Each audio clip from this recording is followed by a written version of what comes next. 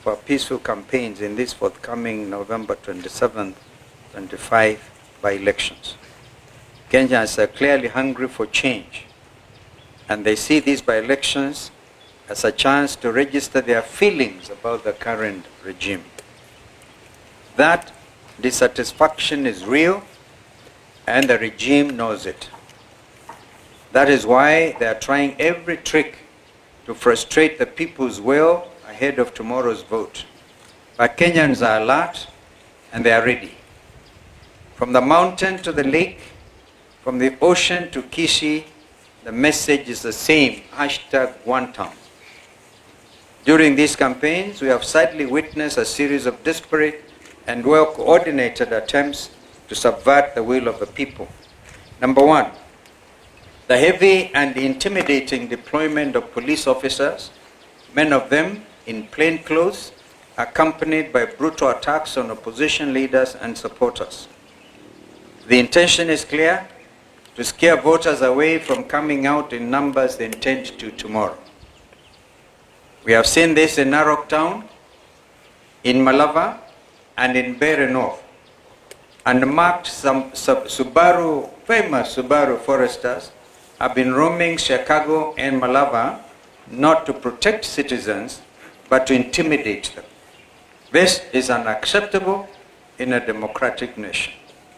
Number two, the shameless bribery and manipulation of voters by senior state officers, including MPs, MCAs, chiefs, PSAs, CSAs, speakers of both houses of parliament, as well as county assemblies, the prime cabinet secretary, the deputy president, and the president himself, all misusing state machinery, including government vehicles, relief food, and non-food items like mattresses and blankets meant for disaster victims, and even letters of appointment to Kenyan embassies issued in public barazas.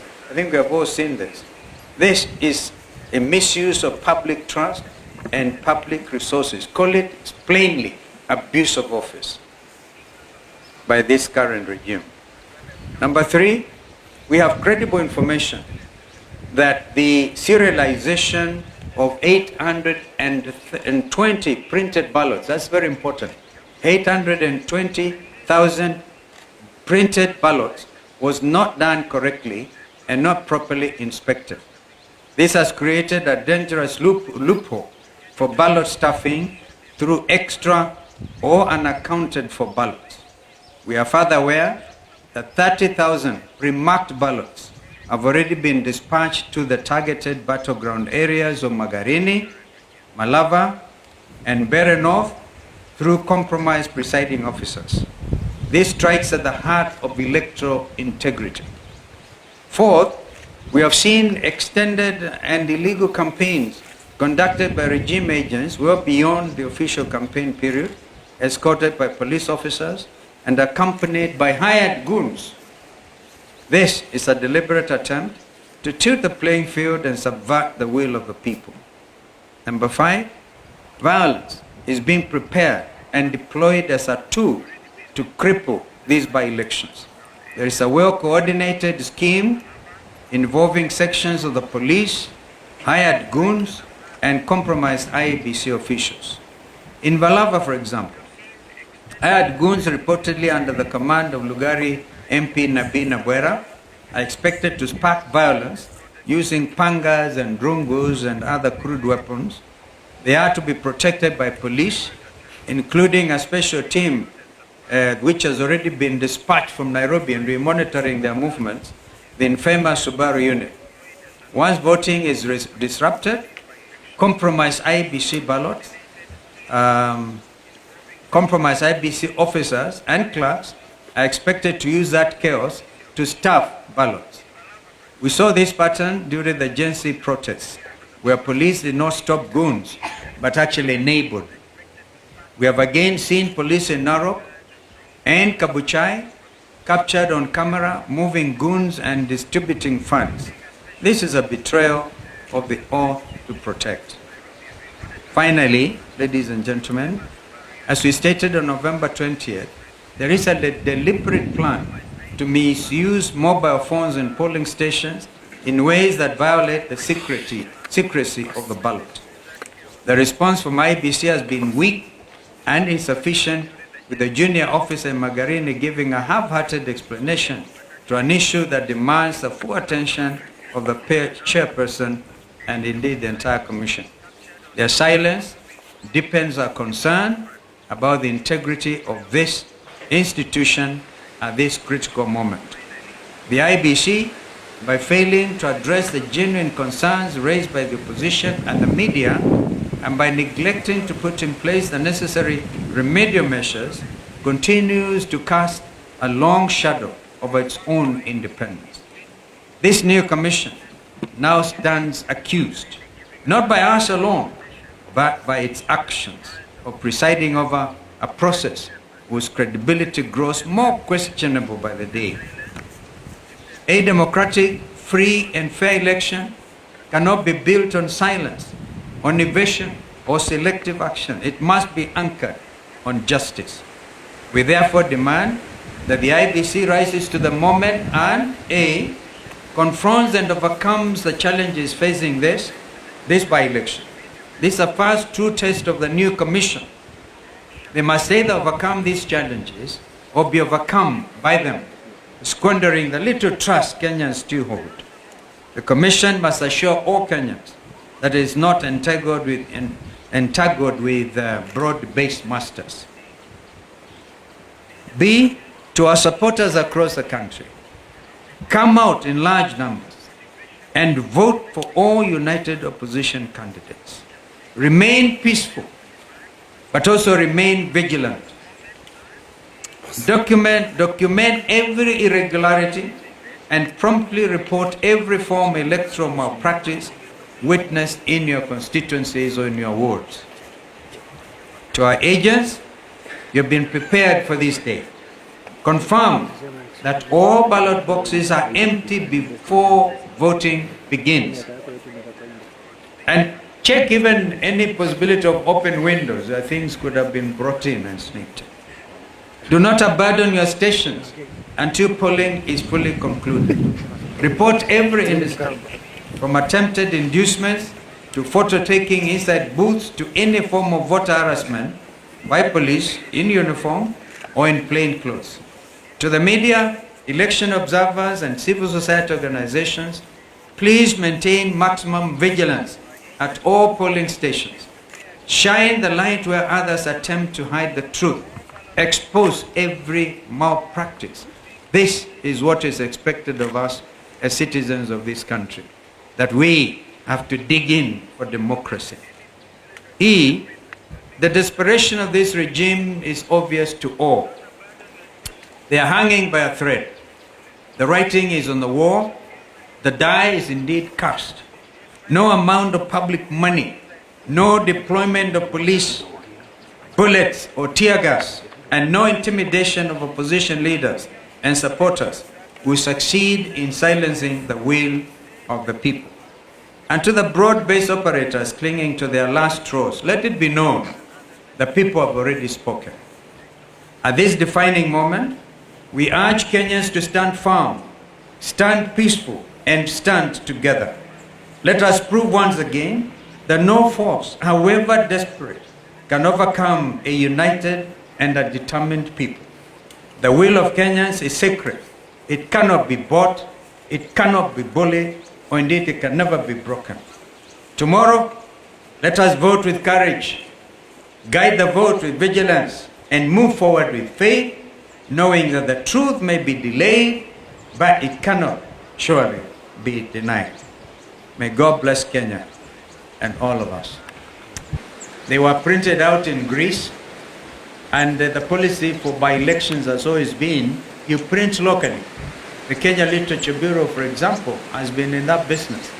And it is also important to know that no certificate, and we want IBC to prove us wrong, no certificate of inspection and receipt has been received. So we are aware that this has been a quiet thing. And as we speak, Mr. Marijan is on the ground in Bere to try to make sure that what is already been planning, as we said the other day when my colleagues were out on the field, last Thursday in particular, we did point out that Marjan is under instructions of the former commissioner, Professor Guli, who is William Ruto's political advisor on matters to do with IBC. So IBC, you are clearly on notice. So please, when the agents are there and the names are read out, I'll give an example. Any vote ya Karish in Bereno, if the clerks read Karish, please agents demand to see the marked ballot. And at the end of it, before the presiding officer presses the send button, please ensure that the numbers that have been now kind of identified and announced, are also the same figure that will get now transmitted